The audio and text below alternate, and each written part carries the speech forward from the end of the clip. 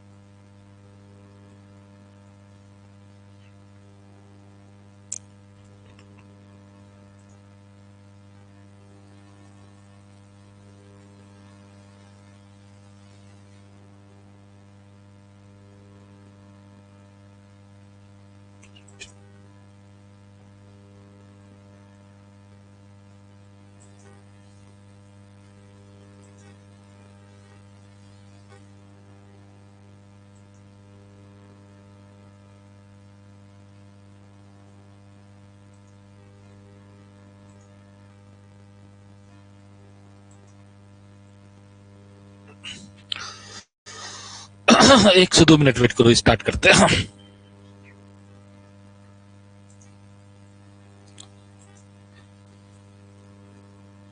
Screen अच्छे से दिख रहा है और आवाज मेरी जा रही है? एक बार कमेंट कर दो बस, फिर स्टार्ट करते क्लास.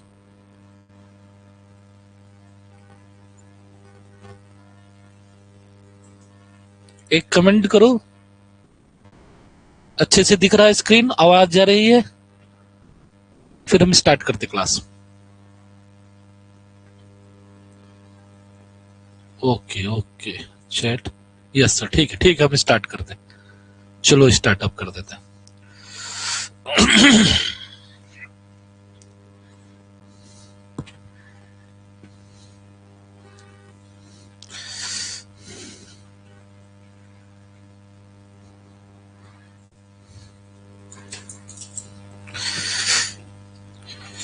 तो जो आज अपना लोग का टॉपिक है वेक्टर स्पेस, जो कि पार्ट है लीनियर अलजेब्रा का. पहले ये अलग से एक बुक ही होता था लीनियर अलजेब्रा का, लेकिन इस बार तोड़ दिया है कि यानी यूनिट वाइज बना दिया है, रिंग के साथ इसको जोड़ दिया है वेक्टर स्पेस को. वेक्टर स्पेस भी रिंग से ही रिलेटेड है. रिंग से जिसमें जो जैसे दो हम लोग ऑपरेशन को इंक्लूड करते थे अलजेब्रिक स्ट्रक्चर में, उसी तरह से वेक्टर स्पेस में भी होता है.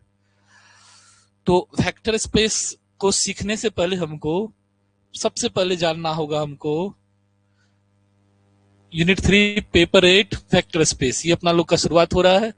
वेक्टर स्पेस सीखने से पहले अपना लोग को सबसे पहले जानना होगा इंटरनल कंपोजिशंस, जो कि आप बाइनरी ऑपरेशन के अंदर पढ़े हैं हम लोग.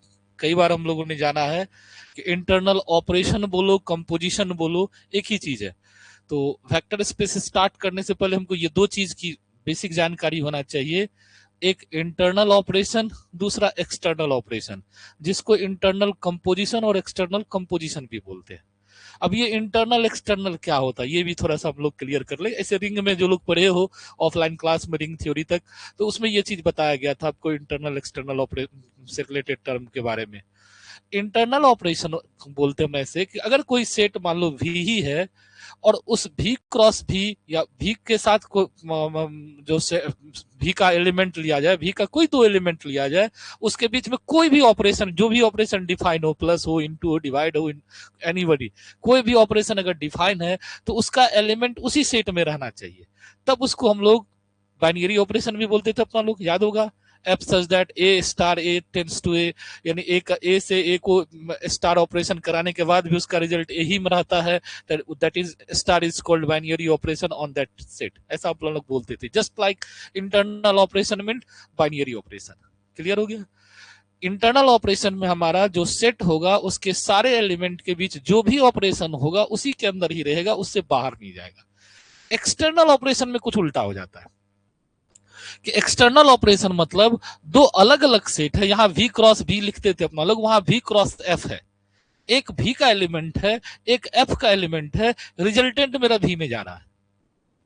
क्लियर आ गया? एक्सटर्नल मतलब बाहरी, यानी दो अलग अलग सेट का ऑपरेशन होने के बाद रिजल्टेंट क्या हो रहा है, किसी दूसरे सेट में जा रहा है, दो में से किसी एक सेट में जा रहा है, खास करके वेक्टर में जा रहा है, तो ऐसे ऑपरेशन को हम लोग एक्सटर्नल ऑपरेशन कहते हैं। क्लियर हो गया? इंटरनल मतलब उसी सेट में रहेगा, एक्सटर्नल मतलब दो डिफरेंट सेट है, इंटरनल मतलब दो सेम सेट है, और एक्सटर्नल मतलब दो डिफरेंट सेट है। उसमें ऑपरेशन करने के बाद, जिसमें एक वेक्टर होता है, एक स्केलर होता है, ऑपरेशन करने के बाद उसका सारा एलिमेंट किस में चला जाता है, वेक्टर में चला जाता है। तो ऐसे ऑपरेशन को हम लोग एक्सटर्नल ऑपरेशन कहते हैं। ठीक है, अब डिफिनेशन पर सुना देते हैं, फिर उस पर एक दो एग्जांपल भी दिखा देते हैं, तब हम लोग वेक्टर स्पेस पे जाएंगे, तो फिर समझने में आसान हो जाएगी, फिर भारी नहीं लगेगा। बहुत सारा कंटेंट हम इसको बनाने में भी टाइम लगता है, तो बहुत सारा कंटेंट हम तैयार किए हैं इसमें, जो कि तुमको सदा के लिए, सब दिन के लिए काम आएगा। लोग शुरुआती चीज ही नहीं समझ पाता, जिसके चलते उसको दिक्कत आती है। ठीक है, तो आइए क्या है डेफिनेशन देखिए। इंटरनल कंपोजिशन बोलो, ऑपरेशन बोलो, या बाइनरी ऑपरेशन है, ए मैपिंग स्टार, मैपिंग का नाम कुछ भी रख सकते हैं, F star, such that V cross B tends to V is called internal composition V. Often we use plus, cross, dot, O, etc to be the denoted by binary operation on sheet. हम लोग जानिए रहे, कोई भी operation हो सकता है, चाहे वो प्लस का हो सकता है, हच का हो सकता है, स्टार का हो सकता है, इनटू का हो सकता है, कुछ भी ऑपरेशन में हो सकता है। तो वो जहां एफ मैपिंग लिखते थे, वहां ऑपरेशन लिख दिया है कि ऐसा ऑपरेशन जो V क्रॉस B को V में ही रिजल्ट दे देता है, तो ऐसे ऑपरेशन को हम लोग इंटरनल कंपोजिशन या इंटरनल ऑपरेशन बोलते हैं। जैसे प्लस का एडिशन ले लिए, अगर मान लो सेट ले लिए नेचुरल नंबर एन, अब दो प्लस को ऐड करो, उसी में रहेगा। तो नेचुरल नंबर का सेट जो होता है, कि जो होता है प्लस के लिए इंटरनल कंपोजिशन उसमें एग्जिस्ट करता है, या उसका बाइनरी ऑपरेशन वहां एग्जिस्ट करता है। लेकिन माइनस के लिए वो फिर नहीं करेगा, क्योंकि वन में से टू को माइनस करो तो माइनस वन सेट से बाहर चला गया, तो उसके लिए वो एग्जिस्ट नहीं करता। तो ये चीज ध्यान रखना हम लोग को हमेशा। वही लिखे हैं यहाँ, the plus will be a binary operation on if and only if A plus B belongs to B for all A B belongs to B, या A plus B is unique. ये बड़ा अच्छा चीज है।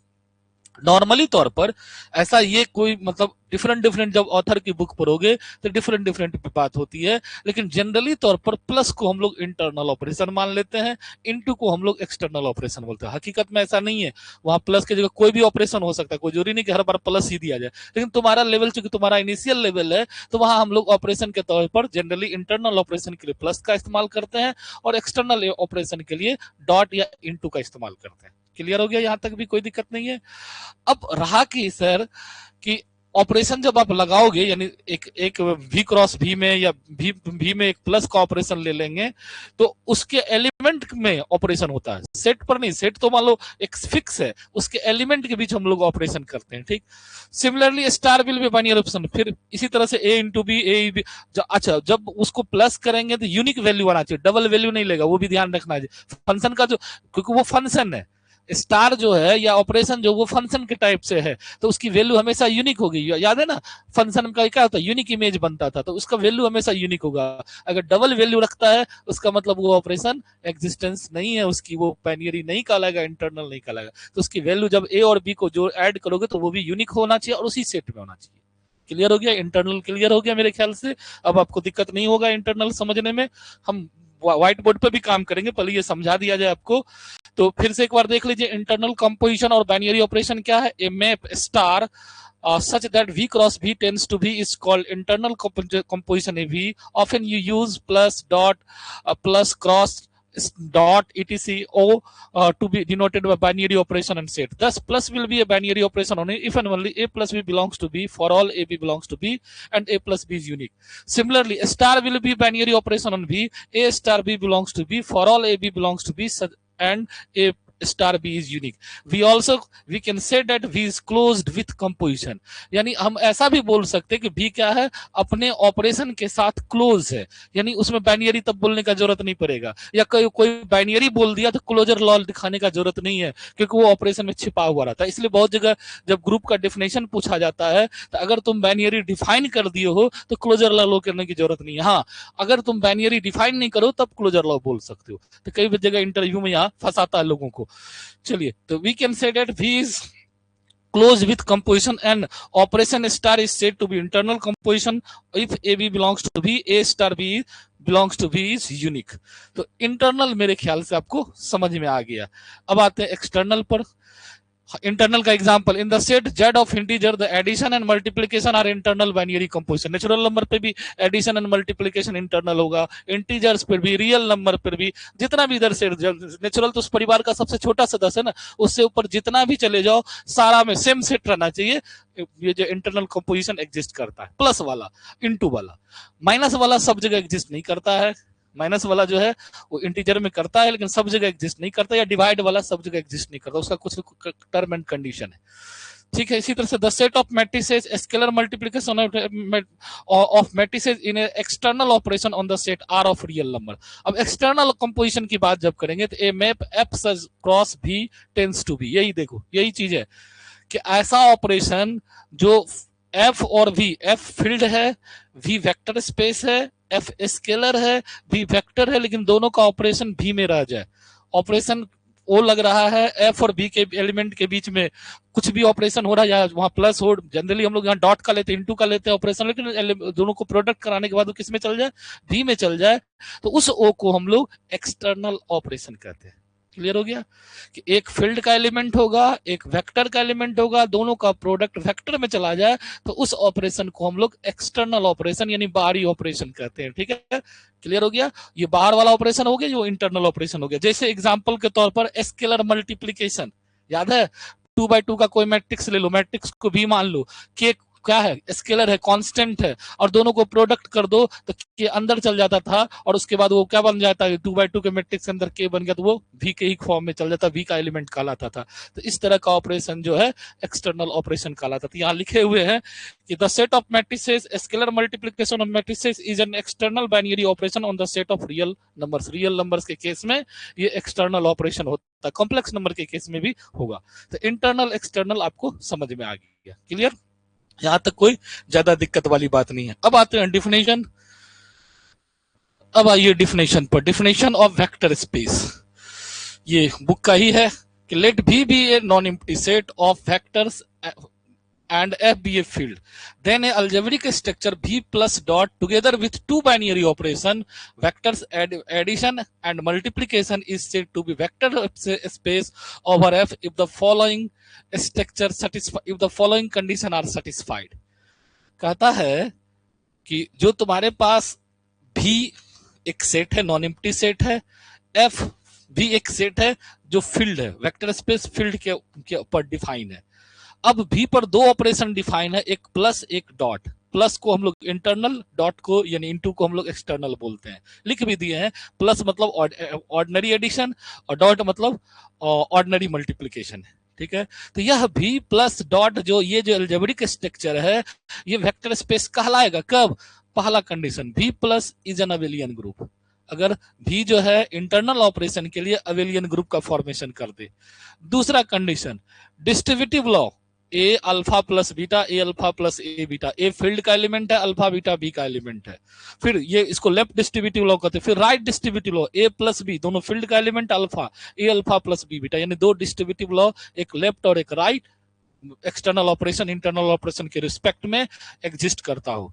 फिर associative law, A B alpha, A B दोनों field का operation है, अल्फा क्या है, वेक्टर का ऑपरेशन है, दोनों का रिजल्टेंट ए बी अल्फा, तो वो जो है तुम्हारा एग्जिस्ट करता हो। फिर unity element 1 into alpha, alpha into 1 ऐसा होता हो इक्वल्स टू अल्फा, तो इस अलजेब्रिक स्ट्रक्चर को हम लोग वेक्टर स्पेस बोलते हैं।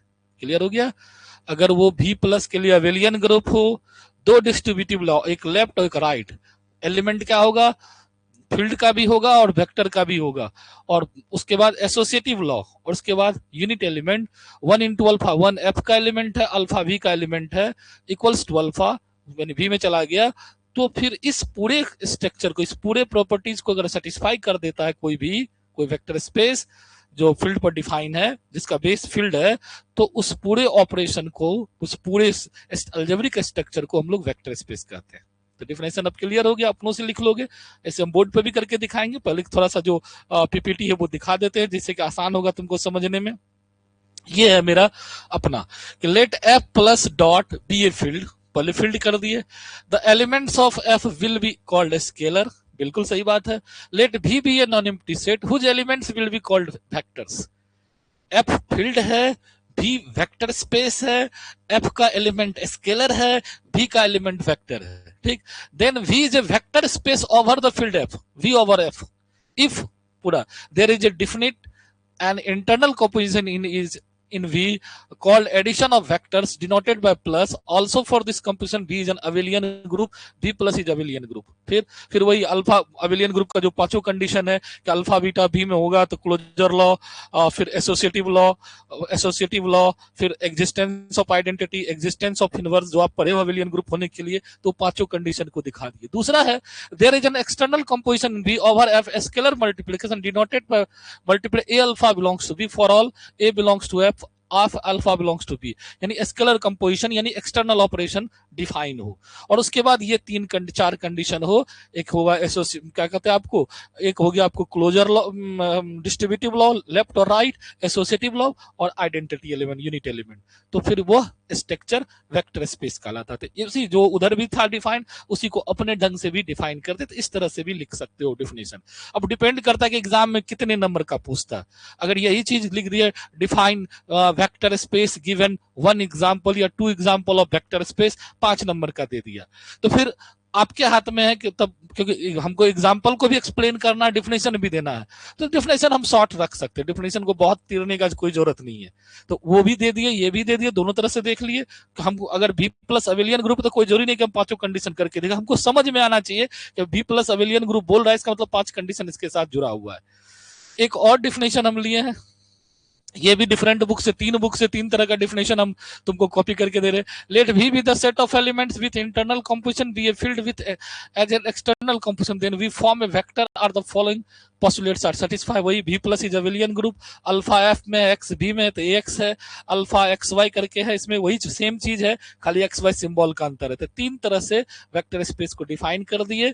ये कंटेंट जो है तुम लोग को अब ग्रुप में भेज देंगे, जो भी पढ़ा रहे हैं अभी, ये PDF इसका हम भेज देंगे तुम्हारे ग्रुप में, तो तुम लोग देख लेना। अब आते हैं, उससे पहले अब सीख लो जो चीज बता रहे थे उसको। अब आते हैं कि जब वेक्टर हो गया V ओवर F, मेरा V ओवर F क्या हो गया, वेक्टर हो गया। एक बार उसको हम लोग बोर्ड पे थोड़ा सा कर ले प्रैक्टिस, तो ज्यादा अच्छा लगेगा, क्योंकि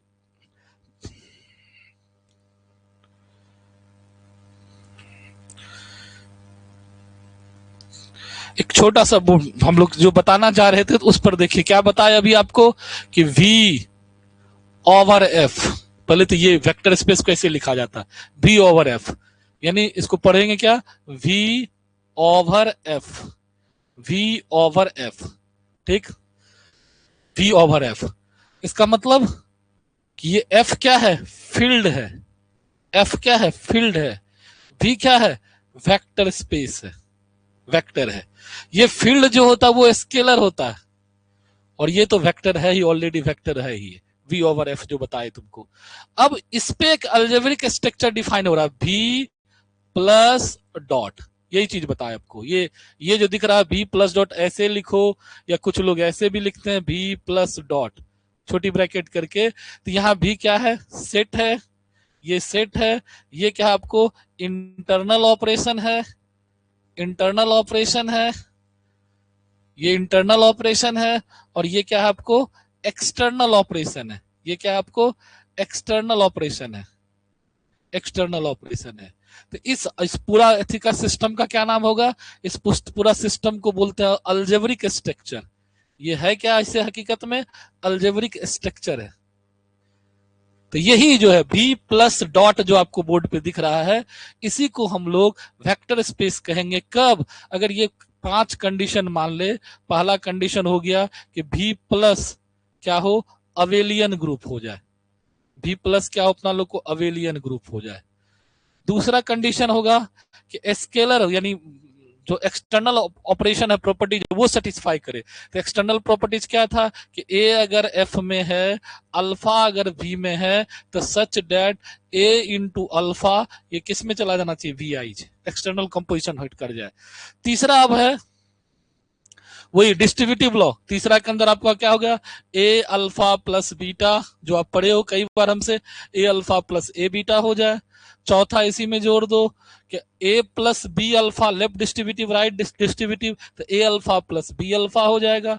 पांचवा एसोसिएटिव, ए बी अल्फा, तो ए बी अल्फा हो जाएगा। और छठा unit element, one into alpha, alpha into one equals to alpha, for all one belongs to F, alpha belongs to B. तो यही है आपका वेक्टर स्पेस। एक बार करके भी हम बोर्ड पर भी दिखा दिए कि जिससे आपको ये नहीं लगे कि सर होता क्या है, हमको समझ में नहीं आया, तो ये चीज दिखा दिया। अब समझ में आ गया होगा आपको कि इंटरनल एक्सटर्नल कहाँ कहाँ क्या क्या होता है। तो अब हम लोग इस बात को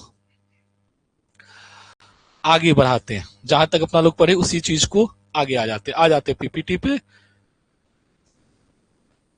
चलिए, क्लियर हो गया। अब आइए रिमार्क्स में, F is a field of real numbers, then V is called real vector space. अगर एफ जो फील्ड है वो रियल नंबर का हो तो वी ओवर आर को हम लोग रियल वेक्टर स्पेस बोलते हैं। समझ में आ गई बात। अगर एफ जो फील्ड है रेशनल नंबर को हो तो वी ओवर क्यू को हम लोग रेशनल वेक्टर स्पेस बोलेंगे। इरेशनल नंबर को तो इरेशनल बोलेंगे, जो नंबर हो उस हिसाब से हम लोग उसको डिसाइड कर देते हैं। तो अगर फील्ड मेरा रियल नंबर का हो तो फिर क्या बोलेंगे, हम लोग उसको रियल वेक्टर स्पेस बोल सकते हैं। ठीक, F is a field of complex number, then V is called complex vector space, B over C. B over Q is rational vector space. Every field is a vector space over any sub field, F over F, Q over Q, R over R, ये सब भी vector space होता है कि every field is vector space over its sub field. यानी कोई भी जो फील्ड है वो अपने सब फील्ड पर, every set is a subset of itself. कई बार अपना अलग पढ़े, ए सबसेट ऑफ ए, तो वो उसी को हम लोग जो सब फील्ड बोल देते हैं, वहां पढ़ेंगे आगे जाके। तो F over F, V over V, वहां वी वेक्टर स्पेस भी है, फील्ड भी है। तो इसी तरह से आर ओवर आर, तुम्हारा क्यू ओवर क्यू, तो ये सब क्या है, हमारा वेक्टर स्पेस को बताता है। जैसे ओवर बोलते हैं तो वो फील्ड है। नीचे में देखिए example, C over C, R over of, Q over Q, R vector space. कई बार एग्जांपल्स हमें ऑब्जेक्टिव में पूछेगा, सी ओवर सी क्या वेक्टर स्पेस है? यस है। वहां ओवर सी का क्या मतलब है? फील्ड है। ओवर आर का क्या मतलब? फील्ड है। क्यू फील्ड है। और फिर सी वेक्टर भी है, स्केलर भी है। बड़ा अजीब ना है कि एक ही आदमी दोनों कैरेक्टर रखता है, क्यों नहीं रख सकता है? तो यहाँ क्या है कि एक ही आवर में, एक ही नंबर्स में अगर केवल मैग्नीट्यूड की बात करते थे, स्केलर है, उसमें डायरेक्शन लगा देते थे, वेक्टर हो जाता। तो यही चीज है, तो वो वेक्टर भी उसका मैग्नीट्यूड अंदर फील्ड बन जाता है और डायरेक्शन में वेक्टर बन जाता है। तो इस तरह से सी ओवर सी, क्यू ओवर क्यू, तो ये इस तरह से हम लोग वेक्टर स्पेस को रिप्रेजेंट करते, दर्शाते हैं, दिखाते हैं। आइए अब ये एक थ्योरम है, आगे जाके हम लोग पढ़ेंगे। If F is proper subset of के, यानी एफ के का प्रॉपर सबसेट मतलब एफ का सारा एलिमेंट के में है, के का सारा एलिमेंट के में कम से कम एक एलिमेंट ज्यादा है, इसी को बोलते प्रॉपर सबसेट। ठीक है, देन के ओवर एफ, उल्टा दो, के ओवर एफ, अगर एफ के का प्रॉपर सबसेट है तो ये सब फील्ड का, तो के ओवर एफ, एफ यानी सब फील्ड हो गया, के फील्ड हो गया। तो will be a always vector space but F K will not be form a vector space. बड़ा कमाल का कंसेप्ट है, इससे तुम्हारा बहुत ज्यादा ऑब्जेक्टिव सॉल्व होगा। तुमको बनाने में, ऑब्जेक्टिव बनाने में कभी भी सोचना नहीं पड़ेगा ज्यादातर। और अभी यहीं तक नहीं, कंपटीशन लेवल का भी, इवन नेट जेट बेट जो भी आगे एग्जाम आ रही है कंपिटिटिव लेवल का, उसमें भी तुमको आसानी समझ में आ जाएगी कि जो बात हम बोले कि अगर कोई सेट किसी दूसरे सेट का सबसेट होता है या फिर प्रॉपर सबसेट होता है, उल्टाते चलना। जैसे हम लोग यहां लिखे भी हैं, देख लो, Z over Q over Q, Z is proper subset of Q, Q is proper subset of R, R is proper subset of C. अब इसमें कौन वेक्टर स्पेस होगा, कौन नहीं होगा? सी ओवर आर, इधर से उल्टा, सी ओवर आर वेक्टर स्पेस है, सी ओवर क्यू वेक्टर स्पेस है, सी ओवर जेड वेक्टर स्पेस इसलिए नहीं कि जेड फील्ड ही नहीं है। वेक्टर स्पेस होने के लिए जिस पर वो डिफाइन, उसको फील्ड होना पड़ेगा, जेड फील्ड नहीं है, इसीलिए सी ओवर जेड जो है वेक्टर स्पेस नहीं है। क्लियर होगा। अब सर इधर से नहीं ले सकते, आर ओवर सी नहीं होता है, R over C vector space नहीं होता, क्योंकि वो स्केलर मल्टीप्लीकेशन वाला जो रूल है ना, दूसरा कंडीशन टाइप 2, टाइप 1 तो वो अबेलियन ग्रुप है, टाइप 2 में स्केलर कंडीशन जो है उसको वो सेटिस्फाई नहीं करती है। इसलिए सीधा अगर लेंगे जैसे एफ ओवर के, जैसे के ओवर एफ लिखा ना वेक्टर स्पेस है, एफ ओवर के लिखेंगे तो वेक्टर स्पेस नहीं होगा, क्योंकि स्केलर वाला प्रॉपर्टीज को वो सेटिस्फाई, स्केलर मल्टी यानी एक्सटर्नल प्रॉपर्टी जो है उसको वो क्लोजर लॉ को सेटिस्फाई नहीं करता है। अब तो समझ में आ गया, ऑब्जेक्टिव बिल्कुल आसानी से बनेगा, कहीं कोई दिक्कत नहीं होने वाली तुम लोग को, और आसानी से मेरे ख्याल से बना लोगे। अब कि जो बात हम बोल रहे हैं सिर्फ तुमको ये पता करना होगा, फिर एक बार बोर्ड पर हम जाएंगे, फिर तुमको ये पता करना होगा कौन फील्ड होता है कौन फील्ड नहीं होता। तो तुम रिंग उधर पढ़े हो, उधर हम फील्ड का चर्चा किए कि फील्ड में भी दो बाइनरी ऑपरेशन होता है, फील्ड का क्या नेचर है कि वो दोनों के लिए अबेलियन ग्रुप होता है, प्लस के लिए भी डॉट के लिए भी। अब ये नेचर जिसमें होगा वो मान लो फील्ड है। तो set of integer, set of natural number, set of natural number तो ग्रुप भी नहीं है, इंटीजर ग्रुप तो है लेकिन फील्ड नहीं है, ये ध्यान रखिएगा। रेशनल नंबर है, दोनों चीज है, लेकिन नॉन जीरो रेशनल नंबर की बात हम वहां करते हैं जब भी बोलते हैं ऐसा, तो वो फील्ड में तुम्हारा काम आ जाता है। क्लियर है, बोर्ड पे हम जा रहे हैं, लेकिन उससे पहले कुछ और क्वेश्चन को हम आगे बढ़ाते हैं कि जिससे तुमको आसानी हो जाए, तुम्हारा काम भी। For checking given space is a vector space और नॉट, कोई भी क्वेश्चन दे दे और कह दे कि ये वेक्टर स्पेस है कि नहीं, कैसे चेक करोगे? तो इसका दो स्टेप, एक 1 स्टेप रूल है, एक 2 स्टेप रूल, आगे जाके हम थ्योरम पढ़ाएंगे जिसको हम लोग नेसेसरी एंड सफिशिएंट कंडीशन बोलते हैं। कोई भी हमको दे देगा कोई क्वेश्चन, कहेगा क्या ये वेक्टर स्पेस है या नहीं है, कैसे पता चलेगा कि ये वेक्टर स्पेस है? कुछ नहीं करना, जीरो एलिमेंट इन भी यानी आइडेंटिटी खोजना है पहला काम, closure law X plus Y belongs to B, closure law खोजना है, और फिर क्लोजर लॉ फॉर मल्टीप्लीकेशन यानी एक इंटरनल ऑपरेशन के लिए closure law binary operation define कर लेना है, एक एक्सटर्नल ऑपरेशन के लिए बाइनरी ऑपरेशन डिफाइन कर लेना, और आइडेंटिटी खोज लेना। यही 3 तो चेक कर लोगे, पता चल जाएगा उससे से वो वेक्टर स्पेस है कि नहीं है। ये हुआ 1 स्टेप मेथड, इसको बोलते हैं। 2 स्टेप मेथड में आगे बताएंगे कि ए अल्फा प्लस बी बीटा का जो कंसेप्ट है थ्योरम में, तो उससे हम लोग डिसाइड कर लेते हैं कि ये वेक्टर स्पेस है कि नहीं है। जनरली वेक्टर स्पेस जो नहीं होता है ना, उसमें वही 3 चीज, या तो मल्टीप्लीकेशन वाला स्केलर मल्टीप्लीकेशन वाला रूल वेरीफाई नहीं करता है, या क्लोजर लॉ एग्जिस्ट नहीं करता, या आइडेंटिटी नहीं मिलता है। नॉर्मली यही चीज है, तो क्वेश्चन चेक करने में ये आसानी होगा तुमको। आते हैं हम लोग आगे, जैसे ये क्वेश्चन है R plus R will not form a vector space, क्यों नहीं वेक्टर स्पेस है? तुम कहोगे ना सर अभी तो आप बोले R over R is a vector space, हम आर ओवर आर बोले थे, यहाँ क्या है आर प्लस ओवर आर, देख रहे हो ना, आर प्लस ओवर आर। हम बोले थे बड़ा के अंदर छोटा होना चाहिए, यहाँ छोटा के अंदर बड़ा हो, ऐसे भी अपना दिमाग लगा सकते हो। हम क्या बोले कि बड़ा के अंदर छोटा होना चाहिए, बड़े अगर तुम्हारे घर में कोई बड़ा है तो उसके अंदर छोटे को उसकी बात मानना चाहिए। यहाँ छोटा कहता कि नहीं मेरे अंदर बड़का हो, तो वहां से झमेला शुरू हो जाता, विद्रोह की बात आ जाती है। तो आर प्लस छोटा है आर से, आर में प्लस माइनस सब आ गया, आर चला, तो ये कभी वेक्टर छुए। क्योंकि सर इसका रीजन क्या होगा? बिल्कुल रीजन है, closure rule, closure law for multiplication satisfy नहीं करेगा। देख लो आर प्लस, आर प्लस क्या है? पॉजिटिव रियल नंबर, हम ले लिए एक irrational number, √2 belongs to R, और 5/2 बिलोंग्स टू आर, ये आर का मेंबर है, ये भी पॉजिटिव ही, ये भी पॉजिटिव, संयोग से दोनों पॉजिटिव ही लिए। दोनों का प्रोडक्ट जब कराते हैं हम लोग ऑपरेशन, तो क्या आता है -5√2/3 does not belongs to R plus. Rule के हिसाब से ये वेक्टर है, ये फील्ड है, ये क्या है v है, ये f है, तो इसका स्केलर प्रोडक्ट v में जाना चाहिए, r प्लस में जाना चाहिए, जबकि ये r में है, r प्लस में नहीं है।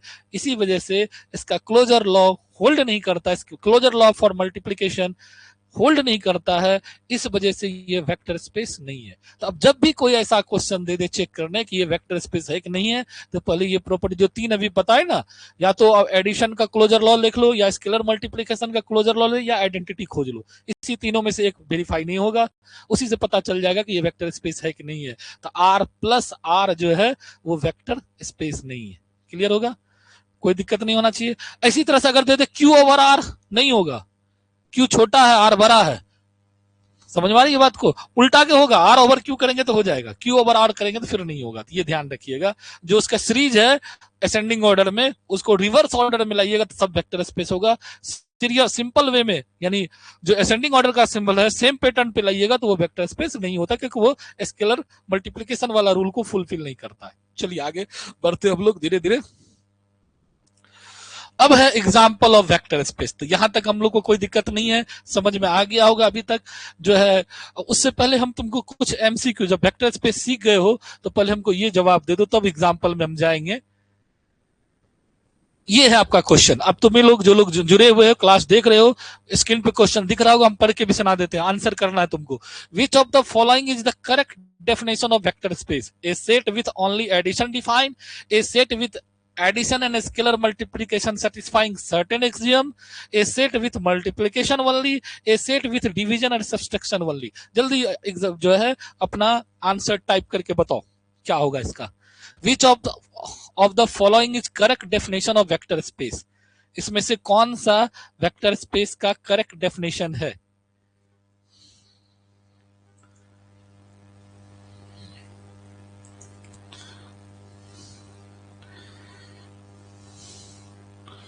जल्दी जल्दी कमेंट कीजिए अपना अपना। सभी लोग जुड़े, 3 लोग जुड़ी हुई है ना, तो जब अपना अपना कमेंट कीजिए। अभी तक समझ में आया कि नहीं? जो पढ़ा रहे थे समझ में आ गया तो इस क्वेश्चन का आंसर दीजिए, तब हम आगे बढ़ेंगे।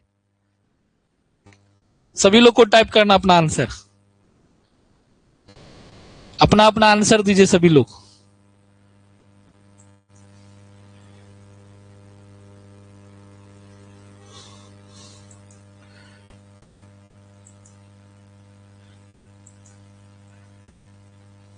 बिल्कुल सही लोग सही आंसर दे रहे हो। A set with addition and multiplication, scalar multiplication satisfying certain axiom. बिल्कुल, 2 कंडीशन होता था ना, एक होता था एडिशन जिसको इंटरनल ऑपरेशन बोलते थे, एक होता था स्केलर मल्टीप्लीकेशन जिसको हम लोग एक्सटर्नल कंपोजिशन बोलते थे। तो दोनों के लिए ये डिफिनेशन होगा करेक्ट।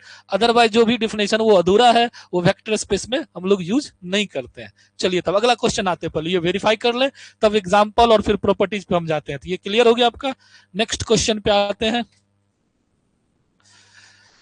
नेक्स्ट क्वेश्चन देखिए सभी लोग। नेक्स्ट क्वेश्चन आपके बीच में ये है, इसका आंसर भी इज द, ठीक है। Which of the following is not a vector space over real numbers? फंसाए हैं इस बार, इस पर ध्यान से देखना, अभी हम बताए हैं, सारा बात पढ़ाए हैं।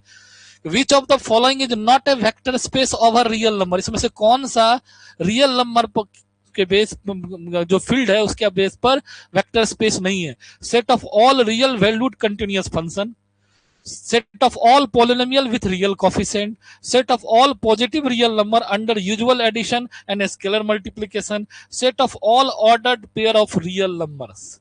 जल्दीबाजी में आंसर कीजिए, जल्दीबाजी में आंसर कीजिए इसका। इस क्वेश्चन में दम है, ये इस टाइप का क्वेश्चन जो है अभी अगर कॉमन सेंस से पकड़ोगे तो मिल जाएगा, जनरल वे में नहीं मिलेगा तुमको इसका आंसर। खुद दिमाग लगाओ। फील्ड तुम्हारा रियल नंबर है, ये ध्यान रखना है, और कौन सा नहीं है वो नहीं पूछ रहा, नहीं है ये खोजना है। जल्दीबाजी में टाइप करो आंसर।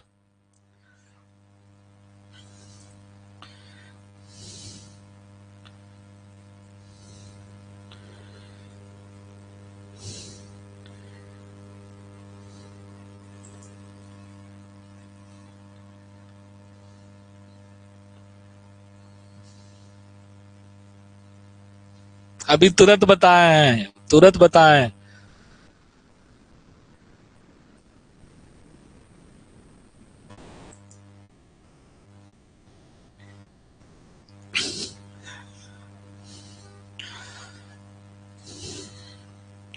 अभी अगर गौर से देखोगे तो अभी हम बताए थे, फिर भी तुम लोग जो है बहुत लोग जो है, देखिए आंसर।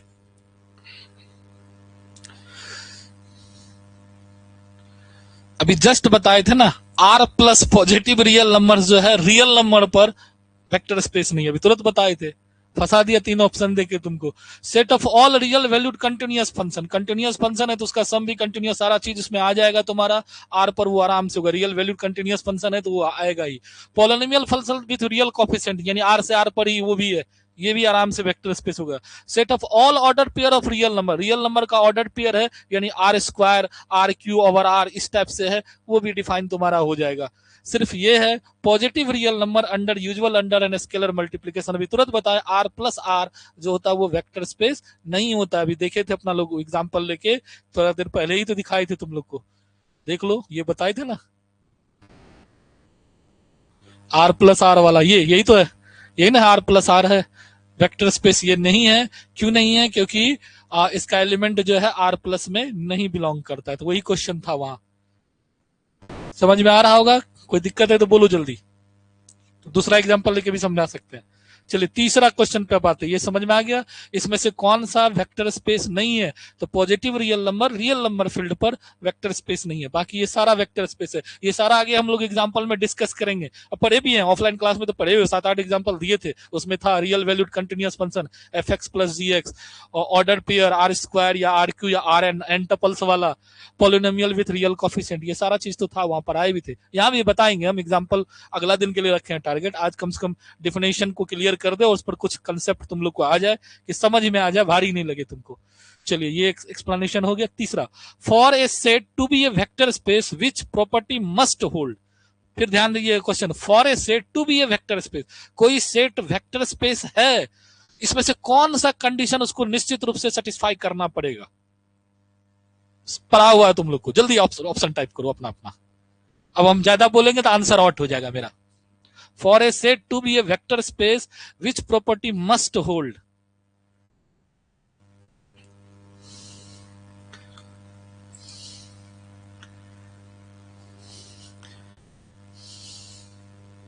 हाँ ठीक, बिल्कुल इस बार सही है। इस बार तुम लोग गड़बड़ नहीं किए।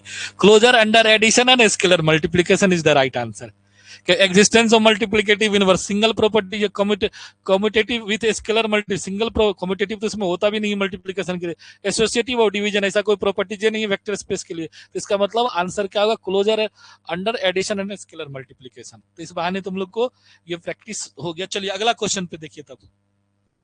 विच of the following is a vector space over. हाँ ये बढ़िया क्वेश्चन है। इस बार तुम लोग जवाब दो तो हम समझेंगे कि तुम लोग का क्लियर हो गया डिफिनेशन। इस क्वेश्चन का आंसर सही से कर दो तो हमको लगेगा कि तुम लोग का डिफिनेशन क्लियर हो गया है।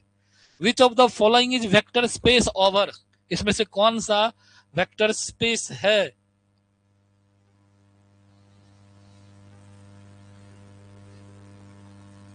Which of the following is a vector space over. थोड़ा सा ध्यान से, क्योंकि क्वेश्चन अच्छा है। जल्दीबाजी नहीं करना इस बार, क्वेश्चन अच्छा है। ये हो जाएगा तो समझो तुम्हारा क्लियर है कंसेप्ट, फिर हमको समझाने की जरूरत नहीं पड़ेगी।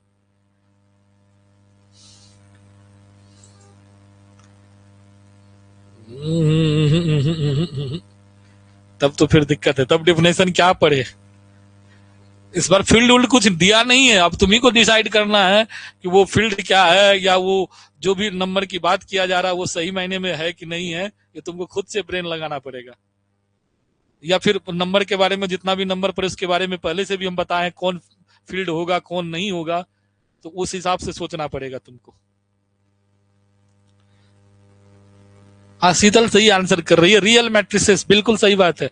रियल मैट्रिसेस होगा, A B C D, A B for all A B C D R में अगर बिलोंग करती है तो वो जो है वेक्टर स्पेस होगा। नेचुरल नंबर कभी वेक्टर स्पेस बनेगा ही नहीं है। क्यों नहीं बनेगा?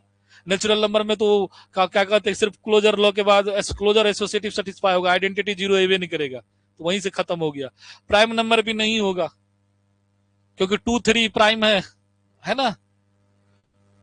या कोई फिर ऐसा उठा लो ना, 7 और 3 प्राइम है, दोनों को ऐड करो, प्राइम नहीं है, क्लोजर लॉ ही गया। ऑड इंटीजर्स के साथ भी यही कहानी है, 1-3 ऑड इंटीजर है, दोनों को जोड़ दो 5, गया, क्लोजर लॉ ही गया। तो वो जो अभी सिखाए थे ना चेक करने के लिए तुम लोग को, उसके आधार पर तुम लोग डिसाइड करते। अभी जो चेक करने के लिए करते ना, तो इस क्वेश्चन में क्या हो ना, क्वेश्चन को डिस्कार्ड करने का कैपेसिटी होना चाहिए तुमको। डिस्कार्ड कैसे करते हैं? The set of all natural number. अब हम क्या बताए, वेक्टर स्पेस। पहले तो पहला कंडीशन सेटिस्फाई करो ना कि वेक्टर स्पेस होगा। मान लो यो नेचुरल नंबर को वी है मेरे पास, तो उसमें वी प्लस को एबेलियन ग्रुप होना चाहिए। तो नेचुरल नंबर क्लोजर लॉ तो सेटिस्फाई कर देता है, एसोसिएटिव भी कर देगा, आइडेंटिटी जीरो। आइडेंटिटी क्या होना चाहिए? Additive identity zero, natural number के पास जीरो है ही नहीं, गया काम से। प्राइम नंबर क्लोजर लॉ ही गड़बड़ा जाएगा। 3 भी प्राइम नंबर है और 2 भी प्राइम नंबर है, तो यहां तो 5 आ जाएगा और मतलब वो भी प्राइम हो जाएगा। लेकिन 3 और 7 दो प्राइम नंबर है, या 7 और 5 दो प्राइम नंबर, दोनों को प्लस करो तो 12 प्राइम नंबर नहीं है, क्लोजर लॉ गया हाथ से, ये भी गया हाथ से। Set of all odd integers, कोई दो ऑड इंटीजर्स चुन लो जो तुमको पसंद हो। हम 1 और 3 को चुने, दोनों को ऐड करो 4, इवन आ गया, गया काम से, क्लोजर लॉ ही सेटिस्फाई नहीं किया। तो सिंगल एक set of all real matrices जो होगा वो वेक्टर स्पेस होगा। क्लियर हो गया यहां तक? चलिए लास्ट ऑब्जेक्टिव है मेरे पास, ये डिफिनेशन बेस्ड है, केवल डिफिनेशन पर हम आपको करवा रहे हैं काम। विच of the following is true for every vector space, इसमें से कौन सा हर एक वेक्टर स्पेस के लिए ट्रू है। लास्ट क्वेश्चन है आज का आपका पांचवा। विच of the following is true for every vector space, इसमें से कौन सा हर एक वेक्टर स्पेस के लिए ट्रू है। Every element has multiplicative inverse, every element has an additive inverse, every element is positive, every element is unique. Which of the following is true for every vector space?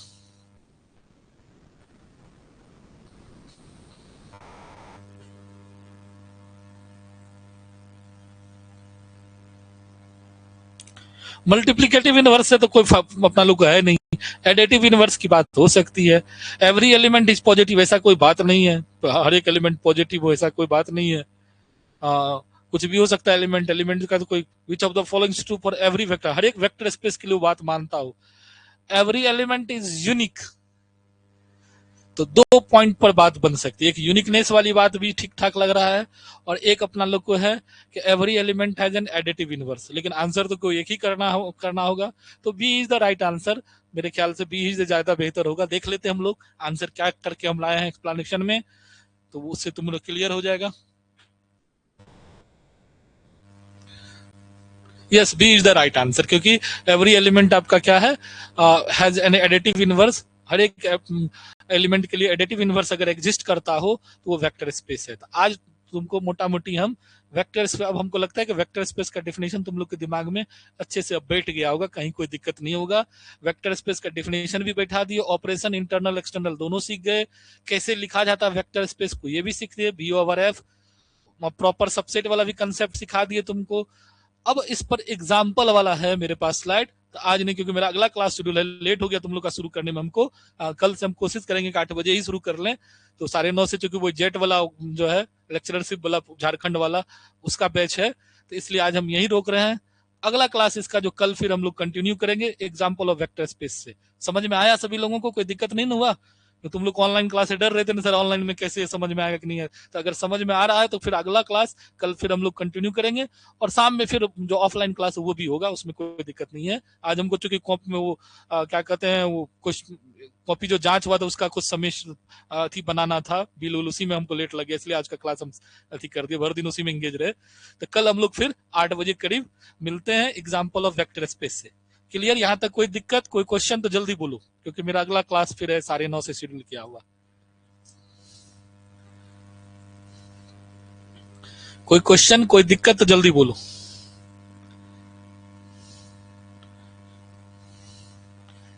कल से हम लोग कोशिश करेंगे कि 8 बजे से ही शेड्यूल कर लें।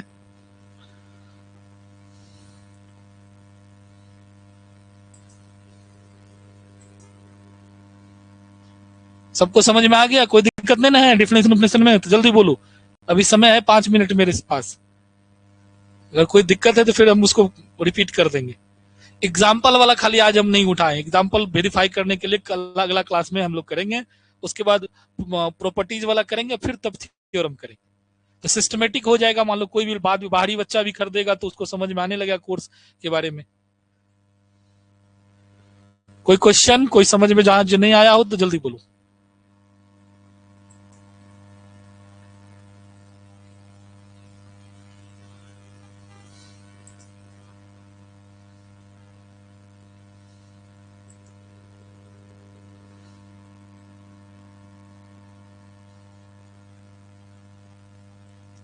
क्लास ओवर करें?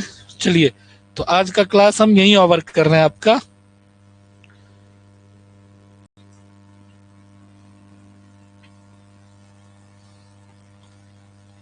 इसका पीडीएफ हम भेज देंगे ग्रुप में तुम लोग को, थोड़ा देर क्लास मेरा सब तो खत्म होने दो, उसके बाद हम। और पीपीटी है, इसके लिए अलग से तुमको वो अथी करना पड़ जाएगा, एक एप्लीकेशन डाउनलोड करेगा तभी पीपीटी को रीड कर पाओगे।